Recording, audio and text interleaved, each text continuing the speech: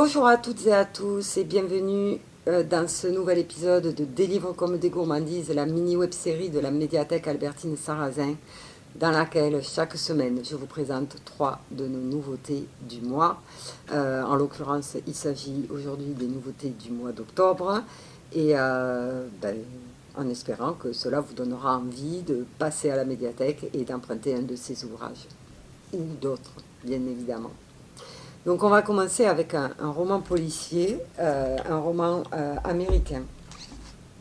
C'est une réédition d'un roman paru en 1984. Ça s'appelle Une confession. C'est écrit par un écrivain qui s'appelle John Wainwright et c'est paru aux éditions À vue d'œil en 2021. Donc si vous ne connaissez pas ces éditions, sachez que ce sont des éditions écrites en gros caractères. Hein. Donc voilà, les livres sont un peu plus gros que les autres, mais pas de panique. En fait, c'est parce qu'ils sont écrits plus gros. Et par contre, on a une lecture plus fluide et moins de fatigue oculaire. Donc en fait, c'est un livre... il y a deux parties en fait de ce livre. Dans la première partie du livre, on est dans un journal intime tenu par un homme qui s'appelle John Duxbury, qui écrit ce journal intime en fait pour qu'il soit lu par son fils. Parce qu'en fait, il cherche des réponses, il a des questions à propos de sa femme.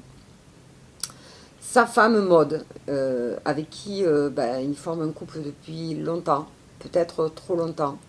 Le couple s'use, ça se chamaille beaucoup. Il faut dire quand même que Maud est connue unanimement autour d'elle pour être une mégère, une personne assez difficile à vivre, méchante. Et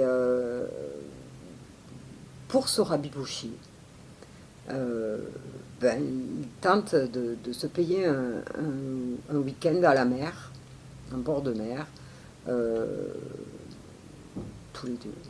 Et voilà que lors de ce week-end, Maud tombe d'une falaise. Au départ, il ne se passe pas grand-chose. Hein. L'enquêteur conclut donc à un accident. L'affaire est close, voilà. Et dans la deuxième partie, Harry Harker, un policier à l'ancienne, très british, très anglais, très brillant aussi. C'est quelqu'un qui est capable de réussir un Rubik's Cube en 30 minutes. Il peut faire les mots croisés du Times pendant les 3 minutes que vont cuire son œuf. Voilà, c'est quelqu'un qui est très brillant, mais aussi qui est très british, très classe, lent, avec le flegme qui caractérise donc souvent ces policiers britanniques de roman. Voilà. Il va chipoter sur tous les détails, il va rien laisser au hasard. Voilà. Et donc, en fait, il y a un témoin, un homme qui est professeur de physique, qui est également militant anti-nucléaire, qui vit près de cette falaise, et qui, lui, va déclarer à la police que il a vu John pousser sa femme de la falaise. Et donc ce Harry Harker, ce policier au flegme britannique, va diriger l'enquête. Et on va essayer de savoir ce qui s'est passé. Donc après avoir essayé de cerner le personnage de Maud, pourquoi elle s'attirait toutes ces animosités autour d'elle, on va essayer de d'élucider ce mystère, le mystère de sa mort. C'est un petit joyau de la littérature policière classique, hein, dans le style british. C'est plein de nuances, c'est une très belle humour, une très belle écriture, et c'est plein d'humour. Voilà. Donc c'est à la fois grinçant, on s'ennuie pas, on a envie en fait de savoir la fin, donc voilà, un livre qu'on ne lâchera pas facilement avant de l'avoir terminé. Le deuxième roman que je vous présente aujourd'hui est un livre français de Véronique Mougin, paru chez Flammarion en 2021. Et c'est une comédie, ça s'appelle Un fils à maman.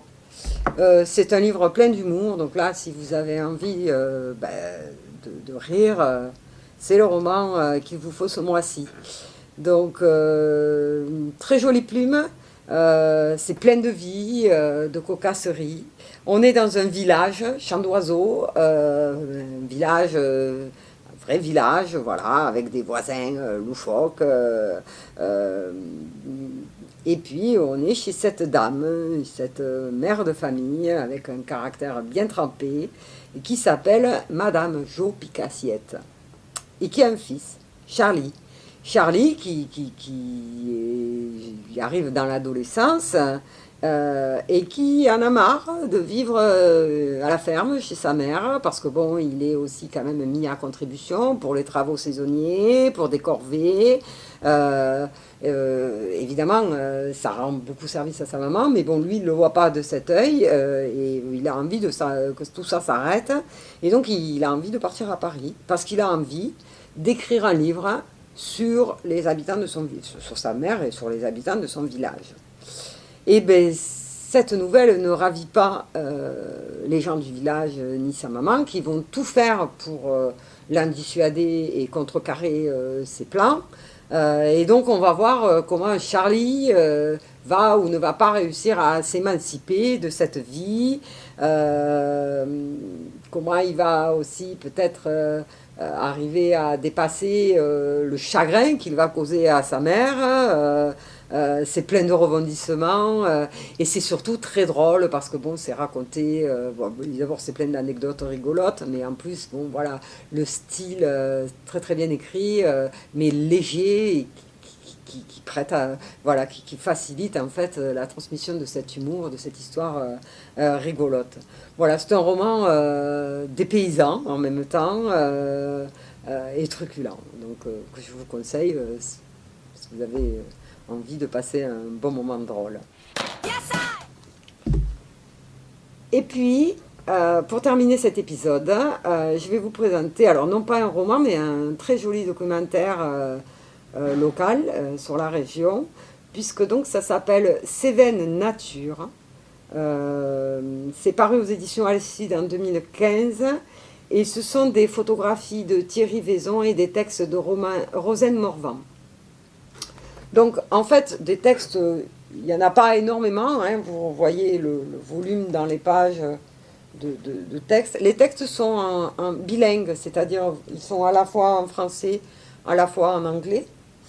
Et par contre, donc, on peut découvrir ces magnifiques photographies prises par Thierry Vaison, qui a parcouru donc, les Cévennes de part et d'autre en toute saison. Pour nous présenter donc la beauté de cet endroit qui reste encore malgré tout assez sauvage, qui n'est pas trop défiguré et qui est un pur joyau de la nature avec voilà, aussi un écosystème très riche, beaucoup d'animaux, d'oiseaux, voilà, et des paysages qui vous feront voyager tout au long que vous tournerez les pages de ce magnifique ouvrage. Voilà, et qui va vous présenter, si vous ne connaissez pas, mais ça m'étonnerait parce que c'est quand même à côté des Cévennes, cette belle terre de contraste. Voilà, Cévennes Nature de Thierry Vaison et Rosane Morvan. C'est tout pour aujourd'hui. Donc, écoutez, je vous dis à la semaine prochaine pour un nouvel épisode. Et je vous souhaite une très très bonne semaine. À bientôt.